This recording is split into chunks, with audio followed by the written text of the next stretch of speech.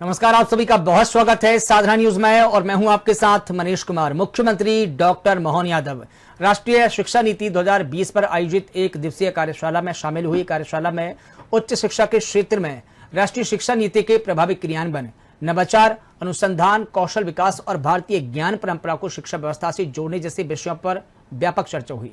इसके बाद मुख्यमंत्री डॉक्टर मोहन यादव कैबिनेट की बैठक में शामिल हुए, जिसमें कई अहम प्रस्तावों को मंजूरी मिली है।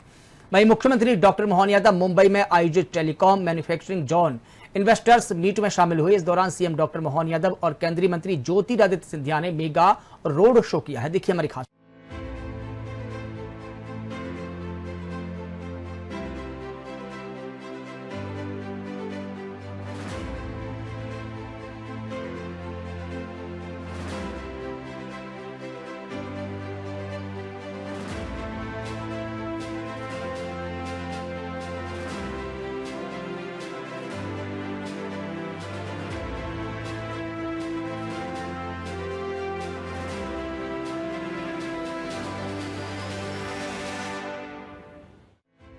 भोपाल में राष्ट्रीय शिक्षा नीति 2020 के तहत उच्च शिक्षा को बदलती वैश्विक जरूरतों के अनुरूप तैयार करने और इसे रोजगार, नवाचार और भारतीय मूल्यों से जोड़ने के उद्देश्य से एक दिवसीय राष्ट्रीय कार्यशाला का आयोजन किया गया।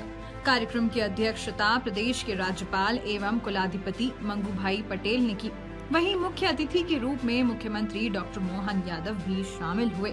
कार्यशाला में उच्च शिक्षा के क्षेत्र में राष्ट्रीय शिक्षा नीति के प्रभावी क्रियान्वयन, नवाचार, अनुसंधान, कौशल विकास और भारतीय ज्ञान परंपरा को शिक्षा व्यवस्था से जोड़ने जैसे विषयों पर व्यापक चर्चा हुई। वहीं मुख्यमंत्री डॉक्टर मोहन यादव ने अपने संबोधन में कहा कि राष्ट्रीय शिक्षा नीति 2020 केवल शिक्षा व्यवस्था में बदलाव का दस्तावेज नहीं, बल्कि विकसित भारत के निर्माण का मजबूत आधार है।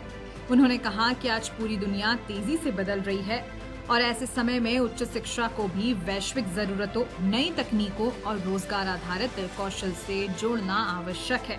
उन्होंने कहा कि नई शिक्षा नीति विद्यार्थियों को केवल डिग्री प्राप्त करने तक सीमित नहीं रखती, बल्कि उन्हें ज्ञान, कौशल, नवाचार, अनुसंधान और उद्यमिता की दिशा में आगे बढ़ने का अवसर देती है। शिक्षा का उद्देश्य युवाओं को नौकरी तलाशने वाला नहीं, बल्कि रोजगार देने वाला बनाना होना चाहिए।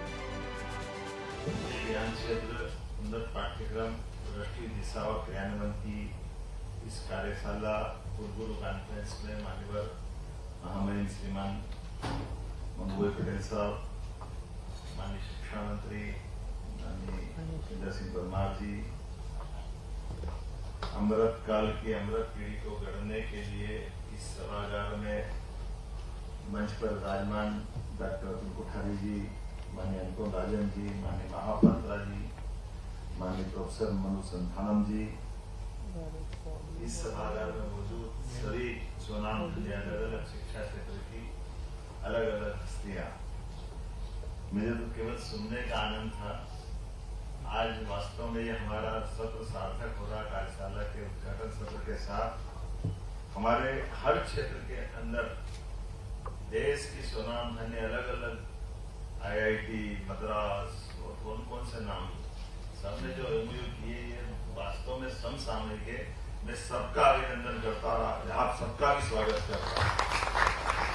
सच में शिक्षा नीति 2020 के बाद उसकी पुनर्प्रतिष्ठा के लिए, उस दिशा में बढ़ने के लिए आज जो आवश्यकता है, उसमें इसी प्रकार से कदम से मिला करके उच्च शिक्षा विभाग ने ये जो उत्कृष्ट कार्य किया, मैं बधाई देना चाहूंगा। हमारी उस युवा पीढ़ी को खड़ा करने का जिनकी जड़ें नैतिक मूल्यों से मजबूत हो, समय की मांग के अनुसार शिक्षित हो और वो प्रशिक्षित होकर के देश के साथ अपने कदम से कदम मिला करके राज्य को भी खड़ा करे। मैं अपनी ओर से इस पूरी कार्यशाला को बधाई देता हूँ। बहुत बहुत माननीय प्रधानमंत्री श्री नरेंद्र मोदी जी के नेतृत्व में विकसित भारत का संकल्प युवा शक्ति, ज्ञान, नवाचार, कौशल और जन सहभागिता पर आधारित है। राष्ट्रीय शिक्षा नीति 2020 के उद्देश्य को जीवन नई शिक्षा नीति के बारे में अतुल कोठारी जी ने बहुत अच्छी तरह आपको समझाया। हमको एक बार ये भी देख लेना चाहिए कि नई शिक्षा नीति मूल में क्या है। पहले तो हमने मध्य प्रदेश में तो बहुत अच्छी तरह सारे भारत में प्रथम कर दिया, मगर कई बार ऐसा होता है, बार बार देखना भी पड़ता है। यहाँ तो हर साल ऐसा एक दिवसीय कार्यक्रम होता है और आज मैं देख रहा हूँ तो सारे जो विषय है 19 जितने विषय है और 19 जितने एक्सपर्ट है और 5 जितने सेशन होने वाले हैं। ये 19 विषयों पे जब भी चर्चा होगा तो कोई सब्जेक्ट बाकी नहीं रहेगा, ऐसा मैं समझता हूँ। मध्य प्रदेश के सभी यूनिवर्सिटी को मैं कहना चाहता हूँ कि उद्योग नीति में, शिक्षा नीति में ज्यादातर बच्चे को प्लेसमेंट कैसा मिल जाए जल्दी, उसके बारे में फैकल्टी का ध्यान जरूरी है। हर एक कोर्स 7 साल का हो ये जरूरी नहीं है। बच्चे को कितना, कई ऐसे परिवार है, बच्चा कॉलेज में दाखिल हुआ, यूनिवर्सिटी में दाखिल हुआ तो 2-3 साल में घर की जरूरत ऐसी होती है कि बड़ा बच्चा है तो घर में दूसरा कमाने वाला कोई नहीं है, पिताजी अकेले है, तो पिताजी ऐसा सोचते हैं कि हमारा बच्चा जल्दी पढ़कर सर्विस में लगे जो बाकी के परिवार के बच्चे को संभाल सके। ऐसे कई परिवार है, उसका भी ध्यान में रखकर हमको अलग अलग कोर्स जब भी शुरू करें तभी 1 साल का, 2 साल का, 3 साल का, 4 साल का जो होगा तो होगा, मगर शॉर्ट पीरियड वाला भी कोर्स या नवाचार हमको करना पड़ेगा और बहुत आवश्यकता है। मुख्यमंत्री डॉक्टर मोहन यादव की अध्यक्षता में हुई हालिया कैबिनेट बैठकों में विकास और जन कल्याण से जुड़े कई बड़े प्रस्तावों को मंजूरी दी गई है। कैबिनेट मंत्री राकेश सिंह ने बताया कि एआई पर केंद्रित मिशन बुनियाद की शुरुआत की गई। प्रदेश के 8 जिलों में इस एआई मिशन की शुरुआत होगी। प्रदेश को 60 नए सांदीपनी स्कूलों की सौगात मिलने वाली है। सांदीपनी स्कूलों के लिए 25,000 करोड़ से अधिक खर्च किए जाएंगे। संपूर्ण मध्य प्रदेश में जन विश्वास अभियान की शुरुआत 7 अगस्त से छिंदवाड़ा से की जाएगी। सभी मंत्री अपने अपने जिलों में इस कार्यक्रम में शामिल होंगे। वहीं सहकारिता विभाग की कवच योजना को कैबिनेट ने मंजूरी दे दी है। ये योजना सहकारी समितियों के ऐसे किसानों के लिए है जिनके ऋण खाते में गड़बड़ियां हुई हैं, किंतु जांच में विलंब के कारण वे किसान सरकारी योजनाओं का लाभ नहीं ले पा रहे। ऐसे किसानों को राहत देने और नया ऋण देकर मुख्य धारा में लाने के लिए कवच योजना प्रारंभ की जा रही है। अभी कैबिनेट की बैठक संपन्न हुई है, उससे संबंधित विषयों पर आपसे चर्चा के लिए मैं आपके बीच में हूं। अभी गुरु पूर्णिमा का पवित्र पर्व हम सभी ने मनाया है और पूरे प्रदेश में मध्य प्रदेश सरकार ने हमारे महर्षि सांदीपनी गुरु पर्व समारोह का आयोजन किया और लगभग सभी जगह पे बहुत ही गरिमा के साथ ये गुरु पर्व पूर्ण हुआ है। इसके साथ ही एआई पर केंद्रित मिशन बुनियाद, इसका भी शुभारंभ हुआ है। ये प्रदेश के 8 जिलों के 500 शासकीय स्कूलों में चलाया जाने वाला है, जिसमें कक्षा 8वीं से लेकर 11वीं तक एआई एनेबल्ड शिक्षा का शुभारंभ होगा। हो गया, चलाया जाएगा अभी। मध्य प्रदेश में हम सभी जानते हैं कि सांदीपनी स्कूल आज मध्य प्रदेश के लिए अत्यंत गौरव का कारण बने हुए हैं और अभी 60 नए सांदीपनी स्कूल्स की सौगात और मिल रही है और इनके निर्माण पर सरकार लगभग 25,500 करोड़ रुपए खर्च करने जा रही है। एक बड़ा महत्वपूर्ण निर्णय ये भी है कि स्कूल शिक्षा विभाग में 10,000 शिक्षकों की भर्ती का काम भी अभी किया गया है। एक और महत्वपूर्ण निर्णय है, बोर्ड परीक्षा में 3 साल तक 100% यानी 100% परीक्षा परिणाम देने वाले जो प्राचार्य हैं, ऐसे स्कूलों के प्राचार्य हैं उनको 1 लाख रुपए की सम्मान राशि और उस स्कूल में विकास के कार्यों के लिए 5 लाख रुपए तक की राशि वहां पर दी जाने वाली है। ये इसलिए है ताकि प्रिंसिपल और स्कूल दोनों को ही प्रोत्साहन मिले और बाकी के स्कूल भी इस दिशा में कदम आगे बढ़ाएं। देश का पहला टेलीकॉम मैन्युफैक्चरिंग जोन ये ग्वालियर में स्थापित होने जा रहा है और दिल्ली में राज्य सरकार और भारत सरकार के बीच में एमओयू पर हस्ताक्षर भी हो चुके हैं। ये लगभग 350 एकड़ में विकसित होने जा रहा है, जो अत्याधुनिक प्लग एंड प्ले औद्योगिक क्लस्टर होगा। यहां पर मोबाइल उपकरण, network equipments, optical fibre, semiconductor और 5th G और अब उसके बाद 6th G पर भी जहां पर रिसर्च और इनको डेवलप करने का काम होगा। इसके प्रथम चरण के लिए भारत सरकार ने 493 करोड़ रुपए की राशि की स्वीकृति भी प्रदान कर दी है। 170 एकड़ जमीन राज्य सरकार के द्वारा निःशुल्क इसके लिए उपलब्ध कराई जा रही है और उस जमीन की कीमत अगर हम देखें तो लगभग 600 करोड़ यानी 596 करोड़ रुपए उसकी राशि होती है।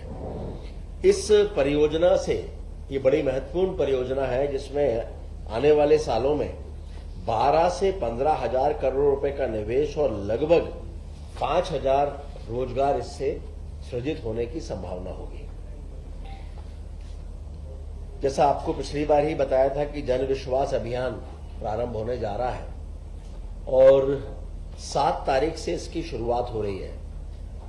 माननीय मुख्यमंत्री जी स्वयं इसकी शुरुआत छिंदवाड़ा से कर रहे हैं। प्रभारी मंत्री होने के नाते मैं भी वहां रहूंगा और सभी जो मंत्रीगण हैं ये इनके जिलों का चयन की प्रक्रिया मुझे लगता है आज पूरी हो जाएगी और ये सभी वहां पर 7 तारीख को मौके पर रहेंगे अपने अपने जिलों में और इस योजना को आगे बढ़ाएंगे, जिसमें पहले भी आपको जानकारी दी थी कि इसमें जन संवाद का कार्यक्रम भी होगा, उद्योग संवाद का कार्यक्रम भी होगा, सर्विस डिलीवरी जो कि सुशासन का प्रमुख आधार है, इस पर चर्चा होगी। शासन की योजनाओं के धरातल पर क्रियान्वयन की स्थिति क्या है उसको बारीकी से देखा जाएगा। कुल मिलाकर सभी योजनाओं और कार्यों की मॉनिटरिंग के साथ साथ जनता से संवाद ये इसका प्रमुख आधार और कारण है। इस वर्ष भी हम सभी जानते हैं कि माननीय प्रधानमंत्री जी ने हर घर तिरंगा अभियान की शुरुआत की थी और इस वर्ष भी 9 से 17 अगस्त तक हर घर तिरंगा ये अभियान जन सहभागिता से शुरू होने वाला है जो 17 तारीख को पूरा होगा और राष्ट्रीय गीत वंदे मातरम के 150 वर्ष पूरे होने के उपलक्ष्य में उसे भी इस अभियान के साथ में जोड़ा जाएगा। जिलों में तिरंगा से तिरंगा यानी कोई जब यात्रा होती है, प्रारंभ होती है तो एक यात्रा ने दूसरी यात्रा को तिरंगा सौंपा, उसके साथ साथ उसकी प्रदर्शनी, रंगोली, तिरंगा की बुनाई, तिरंगा मेला, तिरंगा कंसर्ट, तिरंगा ई बाइक, तिरंगा साइकिल रैली, तिरंगा यात्रा, तिरंगा ध्वज बिक्री, तिरंगा एंथम, तिरंगा प्रश्नोत्तरी, तिरंगे के लिए स्वयं सेवा, तिरंगे की सजावट, तिरंगा संगीत और सैन्य बलों के जवानों और पुलिस कर्मियों को पत्र लेखन जैसे कार्यक्रम भी इसके माध्यम से आयोजित होने जा रहे हैं और कोशिश है कि स्व सहायता समूह और जो उचित मूल्य की दुकानें हैं यहां के माध्यम से खादी के और पॉलिस्टर के जो राष्ट्रीय ध्वज हैं वो उनकी उपलब्धता सुनिश्चित हो सके। माननीय मुख्यमंत्री जी ने आह्वान किया है प्रदेश के लोगों से कि सभी तिरंगे के साथ अपनी सेल्फी हर घर तिरंगा पोर्टल पर अवश्य अपलोड करें और साथ में सोशल मीडिया हैंडल पर देशभक्ति से जुड़े हुए इस अभियान का अधिक से अधिक प्रचार प्रसार करें। ये इतना प्रचारित हो कि एक जन आंदोलन के रूप में सामने आए। निशातपुरा ये भोपाल का चौथा रेलवे स्टेशन के रूप में विकसित हो गया है। 14 करोड़ की लागत से इसका विकास हुआ है। इसमें उज्जैन, इंदौर आने जाने, दिल्ली से जहां भी इंदौर और उज्जैन जाने वाली गाड़ियां हैं उनको समय भी बचेगा और भोपाल मेन स्टेशन पर जाए बिना डायरेक्ट ट्रेन की सुविधा भी मिलेगी। अभी फिलहाल 2 ट्रेनों का स्टॉपेज यहां पर रहने वाला है, मालवा एक्सप्रेस और वेरावल एक्सप्रेस। और वर्तमान में रेलवे का जो इंफ्रास्ट्रक्चर है उसकी दृष्टि से मध्य प्रदेश सरकार के सहयोग से 1,18,000 करोड़ के कार्य भी चल रहे हैं। आज जिन विषयों पर निर्णय हुए हैं उनमें सहकारिता विभाग का एक बहुत ही महत्वपूर्ण निर्णय है कवच योजना। ये योजना सहकारी समिति के ऐसे किसानों के लिए है कि जहां पर ऋण खातों में गड़बड़ियां तो हुई हैं, लेकिन किसानों का उससे कोई लेना देना नहीं है। लेकिन चूंकि एक बार गड़बड़ी हो जाती है तो वो भी डिफॉल्टर मान लिए जाते हैं और उनको सरकारी योजनाओं का लाभ नहीं मिलता। और ऐसे किसानों को राहत मिले और वे मुख्य धारा में आकर योजनाओं का लाभ ले सकें, इसके लिए ये योजना प्रारंभ हो रही है। और इनको राहत देने के लिए अपेक्स बैंक और जिला सहकारी बैंकों के द्वारा अपने स्तर से निधि निर्माण करके इनको राहत दी जाएगी। इसमें अपेक्स बैंक और जिला सहकारी बैंकों का जो अंशदान है वो 50 करोड़ रुपए की सीमा तक रहने वाला है और राज्य सरकार इसके लिए 50 करोड़ रुपए की अंश पूंजी एक बार में उपलब्ध कराने वाली है। इसके अलावा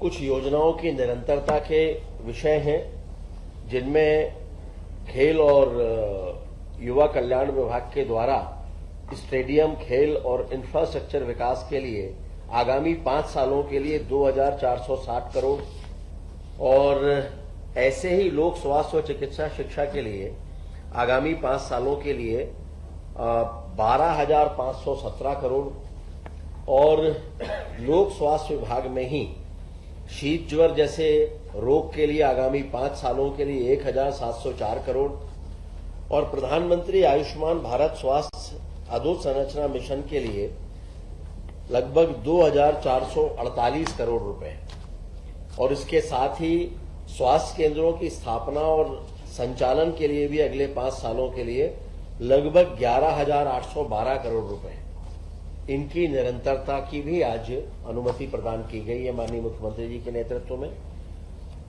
और इसके साथ में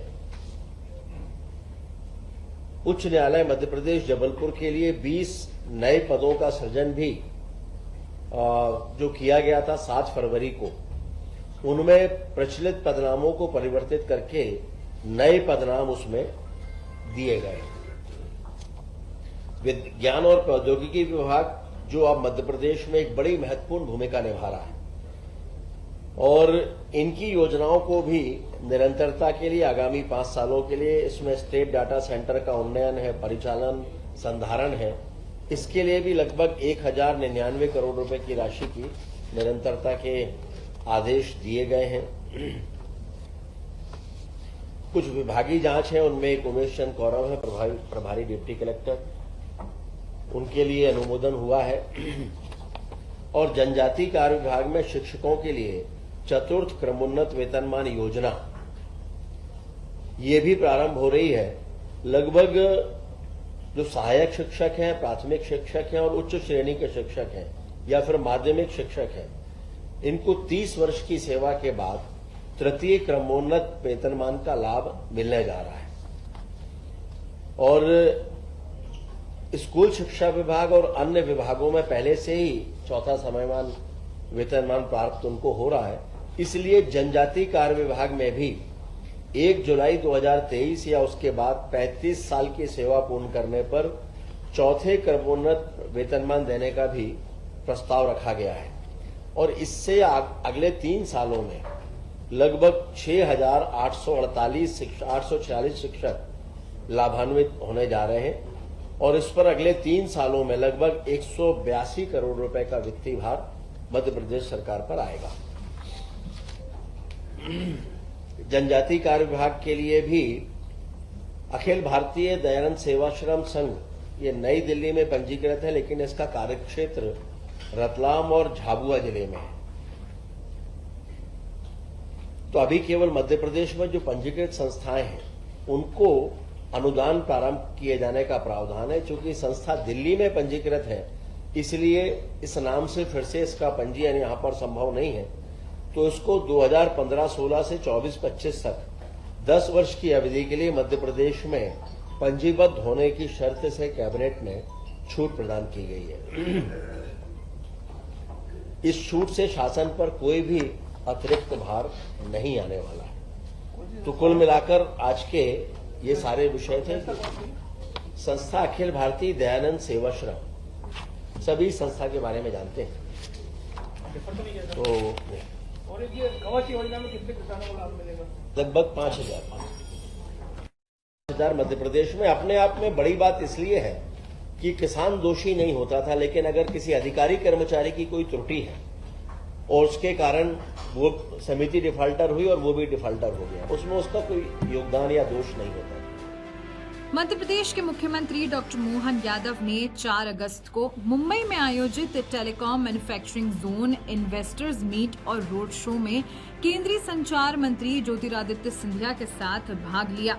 इस आयोजन का उद्देश्य देश के पहले ग्वालियर स्थित टीएमजे के लिए 10,000 करोड़ से अधिक के निवेश को आकर्षित करना है। इस अवसर पर दूरसंचार विभाग के सचिव अमित अग्रवाल तथा मध्य प्रदेश शासन के अपर मुख्य सचिव भी उपस्थित रहे।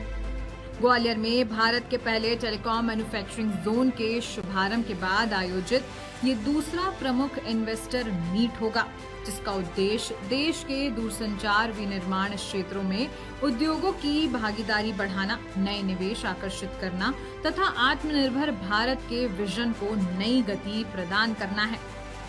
विदित रहे कि नई दिल्ली में आयोजित प्रथम इन्वेस्टर्स राउंड टेबल में 3500 करोड़ के निवेश प्रस्ताव हुए थे, जिनसे लगभग 14,000 रोजगार सृजित होने की संभावना है।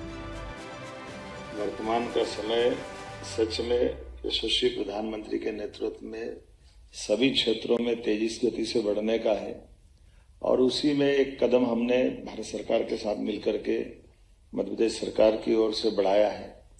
टेलीकॉम सेक्टर का ये हमारा ग्वालियर का जोन, ये सच में हमारी बीती 2.5 साल के दरमियान सरकार के माध्यम से सभी सेक्टर को प्रमोट करने के लिए हमने बहुत अच्छी पॉलिसियां बनाई। अट्रैक्टिव पॉलिसियों के कारण से बड़े पैमाने पर रिस्पांस मिला।